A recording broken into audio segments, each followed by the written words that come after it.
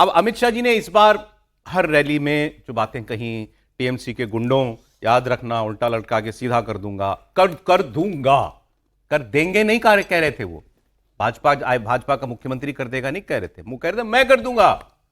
ये एक तरीके से उन्होंने अपनी स्ट्रॉन्गमैन इमेज जो है उसका वहां पर पॉजिटिव इस्तेमाल किया कि गुंडों समझ लो यहां मैं खड़ा हूं तुम्हारे सामने। और ऐसा वो अमूमन नहीं करते हैं, वो भी थोड़ा पीछे रह करके ऑपरेट करने वाले लोगों में से। बंगाल में वो चेहरा बने उस कैंपेन का, ये भी पहली बार हुआ। अमित शाह जी पहली बार मासेस के बीच में इतना ज्यादा हमने किसी इलेक्शन में उनको देखा। सबसे ज्यादा रैलियां उन्हीं की हुई हैं, मोदी जी की भी नहीं हुई इस बार, योगी जी की भी बहुत हुई, लेकिन अमित शाह जी की उनसे ज्यादा हुई। मेरे ख्याल से 19 बैठ बहुत ज्यादा लिए उन्होंने, वो तो बैठ के लगातार रोज बैठ के लिए रैलियां रोड शो की बात अभी नहीं करता कि इतनी बैठ के ज्यादा संगठन की। अब कल से वो एक बयान बहुत चल रहा है, 12 साल पहले 2014 में पूछा था ममता बनर्जी ने, हु इज अमित शाह।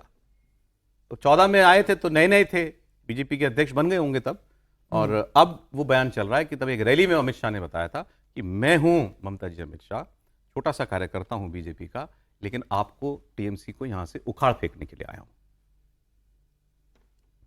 ममता जी ने मीडिया के सामने एक छोटा सा सवाल किया कि अमित शाह कौन है, ऐसा पूछा था।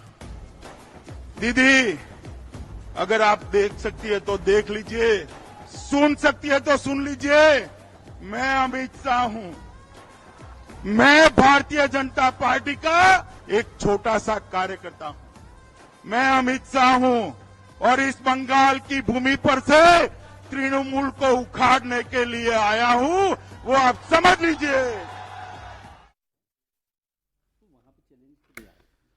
तो ये लोग 14 की बात हो रही है, तो लोकसभा इलेक्शन की बात होगी तो अमित शाह जी नहीं थे पार्टी अध्यक्ष, जीत के बाद बने थे। तो उस वक्त पूछा था अमित शाह की बात हुई तो तभी उन्होंने जवाब दे दिया था। आज 12 साल के बाद अब शायद अभिषेक बनर्जी तब छोटे थे, अब बड़े हो गए, तो अभिषेक बनर्जी ने वैसी भाषा बोली कि दिल्ली के कोई बाप भी आ जाए किसी का तो आ नहीं सकता। अब वो कह रहे हैं डायमंड मॉडल हार्बर 110 जन्म लेने पड़ेंगे तुमको इसको ध्वस्त करने में। अभी डायमंड हार्बर मॉडल का अभी 21 मई माल्टा में 21 मई को इम्तिहान जो है वो हो जाएगा। लेकिन समीर जी बताएंगे अमित शाह जी जो हैं वो इस जीत के कितने बड़े नायक हैं।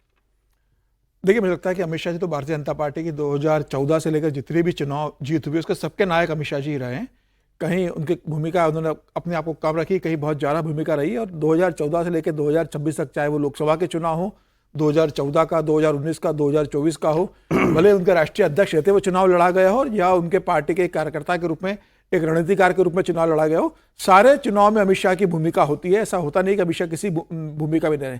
बंगाल की अगर बात करें तो बंगाल अमित शाह जी ने बंगाल और दिल्ली अमित शाह जी ने अपने केंद्र में लिया था कि इन दो राज्यों के अंदर हमें, और उड़ीसा, यहां पर भारतीय जनता पार्टी की सरकार को लेकर आना है। और बंगाल उनके लिए वैसे भी एक बड़ी चुनौती था।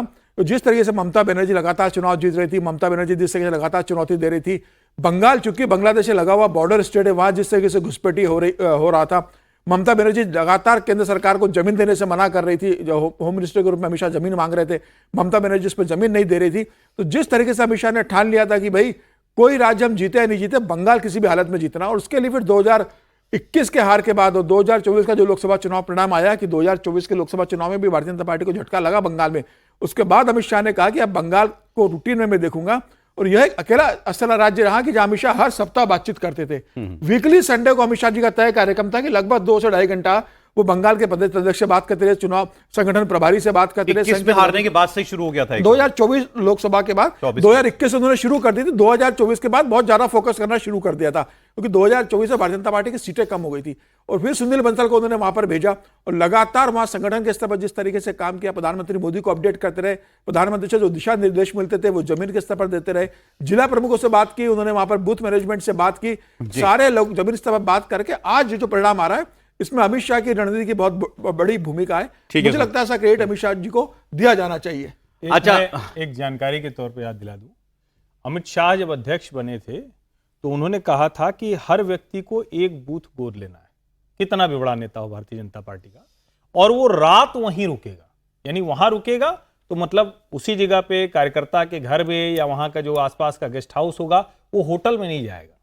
अमित शाह ने बंगाल के सबसे कमजोर बूथ को अपने विस्तारक के तौर पर, उसको संगठन विस्तारक के तौर पर उन्होंने नाम दिया था, और बंगाल के सबसे कमजोर बूथ पर वो संगठन विस्तारक के तौर पर गए थे, वहीं के कार्यकर्ता के घर में खाना खाया था। और बंगाल में तब ये कहा जा रहा था कि यहां आके करेंगे क्या, यहां तुम आके दो लोग क्या खाना खा लोगे, रात रुक जाओगे तो कर लोगे क्या, तो वहां से ये कहानी यहां तक आई।